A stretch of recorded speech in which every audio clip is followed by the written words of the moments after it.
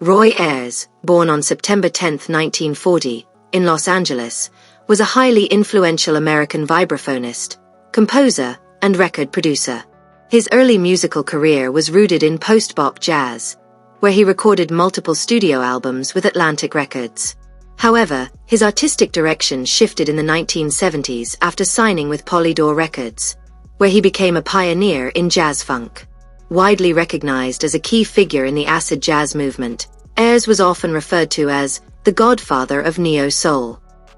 Some of his most notable works from the 1970s include Everybody Loves the Sunshine, Lifeline, and No Stranger to Love. His music became highly sought after by hip-hop artists, leading to it being one of the most frequently sampled sounds in the genre. Growing up in a musically inclined family, Ayers was introduced to the vibraphone at a young age when jazz legend Lionel Hampton gifted him his first set of mallets. He was raised in the South Park area of Los Angeles, later known as South Central, where he was immersed in the rich black music scene. He attended Thomas Jefferson High School, an institution known for producing notable musicians, including saxophonist Dexter Gordon. During his teenage years, Ayers was active in his church choir and formed a band called the Latin Lyrics, in which he played the steel guitar and piano. His professional career took off in 1962 when he began working as a bebop sideman. A year later, he released his debut studio album, West Coast Vibes, in collaboration with saxophonist Curtis Amy. His growing reputation led him to leave Los Angeles City College in 1966 to join jazz flautist Herbie Mann's band, an experience that significantly boosted his career. In the early 1970s, he formed his own band, Roy Ayers Ubiquity, a name inspired by the concept of being ever-present. Ayers composed the acclaimed soundtrack for the 1973 blaxploitation film Coffee, starring Pam Grier, and even appeared in the film Idaho Transfer that same year. As his musical style evolved, he transitioned from jazz funk to R&B, which became evident in albums like Mystic Voyage, 1975, and Everybody Loves the Sunshine, 1976. The latter's title track went on to become one of his most enduring songs. In 1977, he produced Come Into Knowledge for the group Ramp and later achieved further success with his hit single Running Away. By the late 1970s, Ayers had gained recognition in the disco scene. In 1979, his song Don't Stop the Feeling became a top 10 hit on Billboard's Hot Disco/Dance chart. The song also served as the lead single for his 1980 album No Stranger to Love, with its title track later sampled by Jill Scott for her 2000 song, Watching Me. Around this time, Ayers spent 6 weeks touring Nigeria with the legendary Afrobeat pioneer Fela Kuti. Their collaboration led to the 1980 release of Music of Many Colors, recorded under the Nigerian label Phonodisc, which featured contributions from both Ayers' band and Kuti's Africa 70.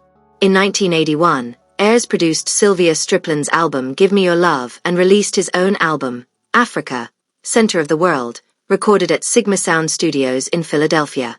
This album featured a track in which bassist William Henry Allen could be heard speaking to his daughter.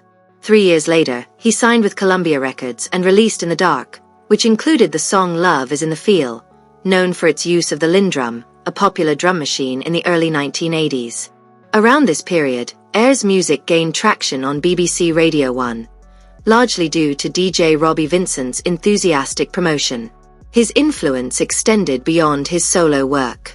In 1988, he performed a vibraphone solo on Whitney Houston's song Love Will Save the Day, produced by John "Jelly Bean" Benitez.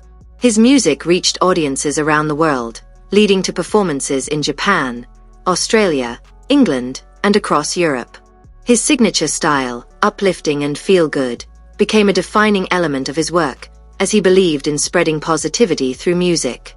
During the 1990s, Ayers continued to expand his musical repertoire. In 1992, he released 2 studio albums, Drive and Wake Up, under the hip-hop label Ichiban Records.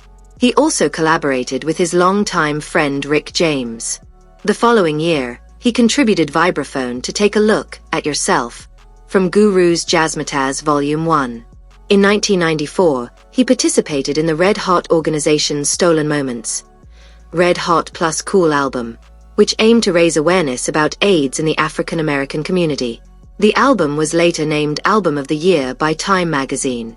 As he entered the 2000s and 2010s, Ayers ventured into house music, collaborating with producers like Masters at Work and Carrie Chandler. He also established 2 record labels, Uno Melodic and Gold Mink Records, with the former responsible for releasing albums such as Sylvia Strickland's work. In 2004, he released Virgin Ubiquity, Unreleased Recordings 1976 to 1981, a compilation of tracks that had not been included in his previous albums. He also collaborated with Erykah Badu on his 2004 album Mahogany Vibes. Ayers' impact on pop culture extended beyond music. In 2008, he served as the host of Fusion FM, an in-game radio station in the popular video game Grand Theft Auto 4. In 2015, he played vibraphone on Find Your Wings, a song from Tyler, the Creator's album Cherry Bomb. He remained active in live performances until 2023. On a personal note, Ayers had been married to his wife, Argyri, since the early 1970s, and together they had 3 children. He also had a son, Nabil Ayers, from a previous relationship. His daughter, Iona, took on the role of managing his career in his later years. Sadly, on March 4, 2025, Roy Ayers passed away in New York City at the age of 84 after a long illness. His contributions to music were immense, and his legacy continued to be celebrated through various projects. A documentary, originally titled The Roy Ayers Project and later renamed Roy Ayers Connection, explored his vast musical influence and collaborations. Among the many artists inspired by his work was Pharrell Williams, who credited Ayers as a major influence. In recognition of his impact, he was honored with the Congress of Racial Equality Lifetime Achievement Award, cementing his place as a legendary figure in the music industry. At the time of his passing, Roy Ayers had an estimated net worth of $10 million, accumulated through his successful career, endorsements, and business ventures. His contributions to jazz, funk, and neo-soul left an indelible mark, ensuring that his music and influence would endure for generations to come. And with that, thanks for watching, share with friends, and please subscribe for more videos.